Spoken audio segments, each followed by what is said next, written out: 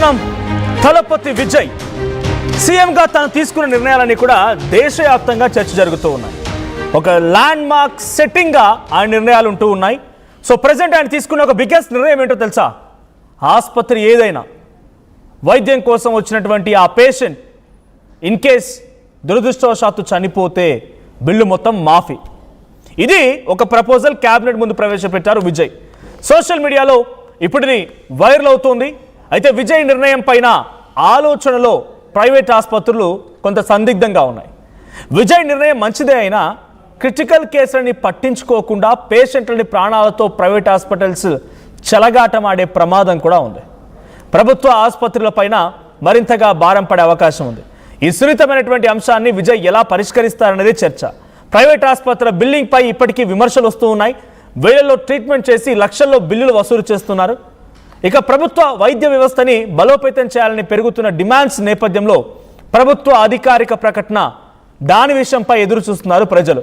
ప్రభుత్వ వైద్యాన్ని మెరుగుపరచడంతో పాటుగా ప్రైవేట్ రంగంలో కూడా, అంటే మెయిన్గా పబ్లిక్ ఎక్స్పెక్ట్ చేస్తోంది ప్రభుత్వ రంగ వైద్యాన్ని మెరుగుపరచాలని చెప్పి. విజయ్ తీసుకుంటున్న నిర్ణయం ఏంటంటే ఎక్కడైనా సరే ప్రైవేట్ హాస్పిటల్స్లో ఒక పేషెంట్ వైద్యం కోసం అని వెళ్ళి అక్కడ ప్రాణాలు వదిలేస్తే ఇక బిల్లు కట్టాల్సిన అవసరం లేదు, బిల్లు అంతా మాఫీ. అయితే ఇక్కడ ఇంకొక ప్రమాదం ఏంటో తెలుసా? ప్రైవేట్ ఆసుపత్రులు ఆ క్రిటికల్ పొజిషన్లో ఉన్న పేషెంట్ని అడ్మిట్ చేసుకోవడానికి కూడా ఇప్పుడు వెనకడుగు వేసే అవకాశం. బికాస్ ఒకవేళ చనిపోతే అనవసరంగా డబ్బులు రావు కాబట్టి అడ్మిట్ చేసుకోవడానికి కూడా క్రిటికల్ పొజిషన్లో ఉన్నప్పుడు అడ్మిట్ చేసుకోవడానికి నిరాకరిస్తారు. అప్పుడు ప్రభుత్వ ఆసుపత్రుల పైన కొంత ఒత్తిడి పెరుగుతుంది. సో ప్రభుత్వ ఆసుపత్రిపై ఒత్తిడి పెరిగినంత మాత్రాన ఇది పథకాన్ని మొత్తం నిలిపివేయడం అని కాదు. ప్రభుత్వ ఆసుపత్రులు అంతటి స్థాయిలో మెరుగుపరిచేటువంటి అప్గ్రేడేషన్ ఆఫ్ మెటీరియల్స్ కానీ హెల్త్ ఎక్విప్మెంట్స్ కానీ ఉండాలనేది ఇంకా ప్రధాన డిమాండ్. ప్రజలు దానికోసం ఎదురు చూస్తున్నారు. సో నిజంగానే విజయ్ తీసుకున్న నిర్ణయం మీకు ఎలా అనిపిస్తోంది కామెంట్ చేయండి.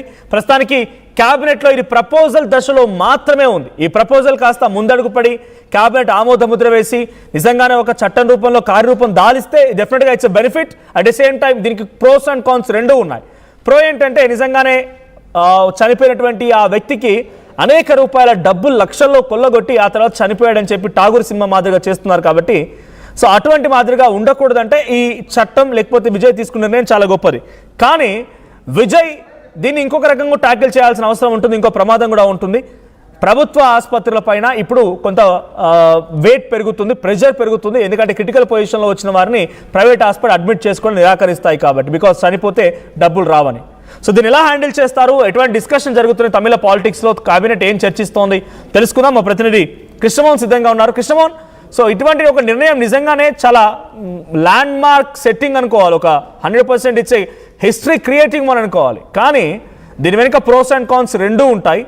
సో ప్రభుత్వ వైద్యం పైన కొంత ప్రెషర్ పెరిగిద్ది, ప్రైవేట్ హాస్పిటల్స్ కూడా క్రిటికల్ పొజిషన్ వారిని తీసుకోవడానికి నిరాకరిస్తాయి. సో విజయ్ ఎలా హ్యాండిల్ చేయబోతున్నారు? ముఖ్యంగా పొలిటికల్గా ఆయన తీసుకున్న ఈ నిర్ణయం పైన ఎటువంటి డిస్కషన్ జరుగుతుంది? డెఫినెట్ గా ఒక నూతన వరవడికి విజయ్ శ్రీకారం చుట్టాడు అనేది చెప్పాలి. ఆసుపత్రుల్లో ప్రధానంగా ప్రైవేట్ ఆసుపత్రులు ఆహార శైలి మనం చూస్తుంటాం. సాధారణంగా ఒక చిన్న సర్జరీకి వేలల్లో లక్షల్లో బిల్స్ వేయడం లేదు. చనిపోయిన కండిషన్ ఉన్నంత వరకు కూడా చివరి వరకు విషయాన్ని చెప్పకుండా దాచిపెట్టడం, తర్వాత పూర్తిగా డబ్బుల్ని గుంజేసిన తర్వాత చనిపోయాడని చెప్పడం, ఇట్లా చాలా కేసెస్ వివిధ రకాలుగా ప్రైవేట్ ఆసుపత్రుల నిర్వాహకాలు చాలా చేస్తుంటాయి. మామూలుగా ఒక చిన్న వెళ్తే క్రోసిన్ టాబ్లెట్ లేకపోతే ఇంకొక టాబ్లెట్ తో సరిపెట్టాల్సిన రోజుల నుంచి ఈ రోజు 20,000 30,000 ఓన్లీ టెస్ట్లకి రాసి చేస్తున్న పరిస్థితి. అయితే ఇక్కడ ఈ ఆహారం మీద అతను ఇక్కడ కొంత చెక్ పెట్టాలి. ప్రైవేట్ ఆసుపత్రుల నిలువు దోపిడీ ని అరికట్టడానికి ఎక్కడో దగ్గర చెక్ పెట్టకపోతే కొంత ఇబ్బందులు గురవుతున్నాం. కామన్ పీపుల్, ప్రధానంగా మధ్యతరగతి చిన్న తరగతి పీపుల్ కి ప్రైవేట్ ఆసుపత్రులు ఇష్టారాజ్యంగా దోచుకుంటున్నాయి. అతని గవర్నమెంట్ ఆసుపత్రులు పూర్తి స్థాయిలో చేయలేకపోవడం, ఇటీవల గవర్నమెంట్ ఆసుపత్రుల్లో జరుగుతున్న అవినీతి మీద కూడా ఆయన నేరుగా వెళ్ళి ఒకే రోజు 23 మందిని ఇలా మీరు రాబోలేదు హాస్పిటల్కి, ఇళ్లలో మీరు వేరే పనులు చూసుకోండి అని చెప్పిన పరిస్థితి. సో ఒక ప్రభుత్వ వర్కింగ్ స్టైల్ ని పెంచే మార్గం అంటే వాళ్ళలో పెంచే ప్రయత్నం చేస్తూనే ప్రైవేట్ ఆసుపత్రుల దోపిడీని కూడా అరికట్టే ప్రయత్నం విజయ్ చేస్తున్నారు అనేది చెప్పాలి. ఒక మంచి నిర్ణయమే. బట్ ఆ పేషెంట్ చనిపోతే అక్కడ డబ్బులు కట్టాల్సిన అవసరం లేదు. ఇక మీరు డబ్బులు కట్టద్దు, చనిపోతే అంటే ఎందుకంటే ఒక బాధ్యతను పెంచాలని అనుకుంటాడు. అంటే పేషెంట్లు వస్తున్న పేషెంట్ల పెట్టే డబ్బుల కోసమే కాదు, వాళ్ళని కాపాడడానికి మీరు ప్రయత్నం చేయాలి. కానీ డబ్బులు గుంజి ఎంతవరకు గుంజగలిగితే అంతవరకు గుంజేసే ప్రయత్నం చేయకూడదు, ఒక నియంత్రణ చేయాలి అనేది ఒక విజయ్ ఒక ప్లాన్. కాకపోతే ఇక్కడ కొంత మీరు చెప్తున్నట్టుగా ఇంకొకటి కూడా ఇంకో రీజన్ కూడా ఉంది. ఒకవేళ ప్రైవేట్ ఆసుపత్రుల్లో క్రిటికల్ కండిషన్ లో ఉన్న వాటిని ప్రైవేట్ ఆసుపత్రులు మేము తీసుకోం, చనిపోతే మళ్ళీ బిల్లు కూడా కట్టరు అనే ఒక చర్చ కూడా రావచ్చు. ఆ యాంగిల్లో కూడా ఒక వస్తుంది. తద్వారా గవర్నమెంట్ హాస్పిటల్ మీద ఒత్తిడి పెరుగుతుంది. ఇప్పటికే గవర్నమెంట్ ఆసుపత్రులలో వచ్చే ప్రజలు పెద్ద ఎత్తున వస్తుంటారు. అక్కడ ఆసుపత్రులు తక్కువగా ఉంటాయి, అన్ని సౌకర్యాలు ఉన్న ఆసుపత్రులు తక్కువగా ఉంటాయి, సిబ్బంది కొరతలు, 100 రకాల సమస్యలు గవర్నమెంట్ షెడ్యూల్స్ లో గవర్నమెంట్ హాస్పిటల్ మనకి కనబడుతుంది. కానీ ఇక్కడికి వచ్చేసరికి వ్యవహారం మీద ఎలా ముందుకు వెళ్తారనేది చూడాల్సిన పరిస్థితి అయితే కొంత ఉంది. ప్రైవేట్ ఆసుపత్రులు కూడా ఇక మీదట డబ్బున్న వాళ్ళంటే ఓకే, పేదవాడు సడన్ గా ఎమర్జెన్సీకి వచ్చినప్పుడు అంటే మేము చేర్చుకోమన్నప్పుడు మళ్ళీ తిరిగి ప్రభుత్వ ఆసుపత్రుల దగ్గరికి పరుగులు తీయాల్సిన పరిస్థితి. అందుకే ఈయన నిర్ణయం మీద కొంత ప్రైవేట్ ఆసుపత్రులు కూడా చూస్తున్నాయి. క్యాబినెట్ కి ముందుకు తీసుకువెళ్తామని ఒక చర్చ జరుగుతోంది. క్యాబినెట్ లో ఆమోదించిన తర్వాత అది చట్టం అవుతుంది. సో అది ఎలా వెళ్తారు, దీని మీద ఇంకేమన్నా లోతుగా కొంత మార్పులు చేర్పులు చేసి అయితే ఈ ప్రయోగం మాత్రం ఒక మంచి ప్రయోగంగానే మనం చూడాలి. ఎక్కడో 1-2 కేసుల కోసం మొత్తం వ్యవస్థ చేస్తున్న దోపిడీని అరికట్టకపోతే చాలా ఇబ్బందులు జరిగిపోయే పరిస్థితి.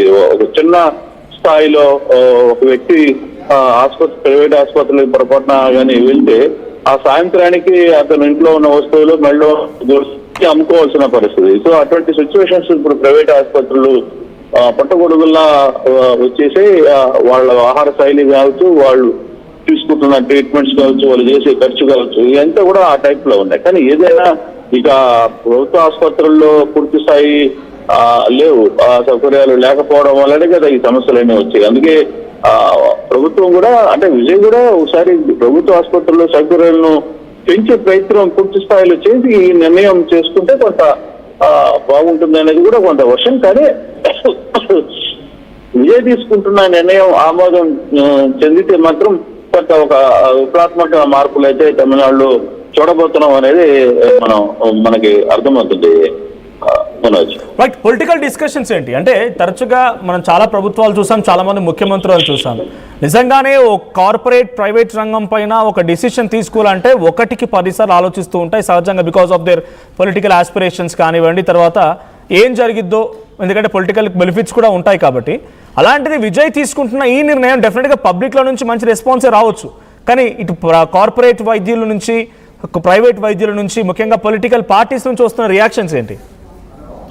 పొలిటికల్ పార్టీస్ నుంచి దీనికి సంబంధించి పెద్దగా రియాక్షన్స్ ఎక్కడ కనపట్లేదు. కారణం కూడా ఏంటంటే ఇటీవల ఒక 2-3 నిర్ణయాలు విజయ్ తీసుకున్న నిర్ణయాల మీద ముందు కొంత మాట్లాడే ప్రయత్నం చేసినా కానీ దానికి చెప్పాల్సిన రీతిలో ఇతను చెప్పడం చూసాము. చాలా గట్టిగా ఈ వ్యవహారంలో చాలా సీరియస్ గా ఆయన మాట్లాడారు. సో కాబట్టి ఈ సిచ్యువేషన్ లో పెద్దగా పొలిటికల్ దాంట్లో తమిళనాడు నుంచి ఎక్కడ పెద్దగా స్పందించాల. ఒకటి అది తీసుకున్న నిర్ణయం ప్రజల కోసమే కాబట్టి, లేదు ప్రజలు ఇటువంటి నిర్ణయం నిజంగా బేసిక్ గా అందరం ఒక నిర్ణయం తీసుకునే ప్రయత్నం చేస్తున్నాం కాబట్టి. బట్ దీన్ని వ్యతిరేకించి ఇప్పటికే కొంత మళ్ళీ ప్రజల దగ్గర నుంచి వ్యతిరేకత పోవడం ఎందుకని ఒక ఆలోచనలో ఉన్నట్టుగానే కనపడుతోంది. సో పొలిటికల్ వ్యవహారంలో ఊహించినంత పెద్దగా ఈ ఇష్యూస్ రాకపోవచ్చు అనేది చాలా స్పష్టంగా మనకి అర్థమవుతుంది. Right, thank you Krishnamohan. So మొత్తంగా ప్రభుత్వం అధికారికంగా ఇంకా అనౌన్స్ చేయలేదు, ఇంకా పూర్తిగా చట్టరూపం దాల్చలేదు. క్యాబినెట్ డిస్కషన్ మాత్రం జరుగుతోంది. మరి క్యాబినెట్ డిస్కషన్లో ఎటువంటి రెస్పాన్స్ వస్తాయి, పొలిటికల్గా ఇంకా ఎటువంటి రియాక్షన్స్ వస్తాయి, కార్పొరేట్ ప్రైవేట్ రంగాలు ఇంకా ఎలా ఆలోచిస్తాయో చూడాలి. బట్ నిజంగానే ఒక సెన్సేషనల్ డిసిషన్ చెప్పాలి. ఎవరైనా వైద్యుడు ఎవరైనా ఒక రోగి ఆసుపత్రికి వెళ్ళి చికిత్స తీసుకొని వైద్యం చేసుకున్న తర్వాత అక్కడ కనుక చనిపోతే అది ఏ కారణమైన చేత, ఆయనకు అనారోగ్యం ఎక్కువగా అయిపోయినా, వైద్యుల చేత వైద్యం వికటించినా, ఏదేం జరిగినా డబ్బులు చెల్లించడానికి వీల్లేదు. ఇకపై మొత్తం మాఫియే, బిల్ కట్టడానికి వీల్లేదు. ఇది విజయ్ పెట్టిన ప్రపోజల్ క్యాబినెట్ పరిధిలో ఉంది ఇప్పుడు. సో మరి క్యాబినెట్ దీనిపై ఎటువంటి డిసిషన్ తీసుకుంటే ఎటువంటి రెస్పాన్స్ వస్తుందో చూడాలి. సో మీకేమనిపిస్తోంది? సో ప్రభుత్వ వైద్య రంగాన్ని మెరుగుపరచాలని మీరు అనుకుంటున్నారా, లేదా కార్పొరేట్ ప్రైవేట్ రంగంలో జరుగుతున్నటువంటి ఈ దోపిడిని ఆపేందుకు చనిపోయినటువంటి ఆ వ్యక్తి దగ్గర నుంచి బిల్ వసూలు చేయకుండా కట్టడి చేస్తే బాగుంటుందా? విజయ్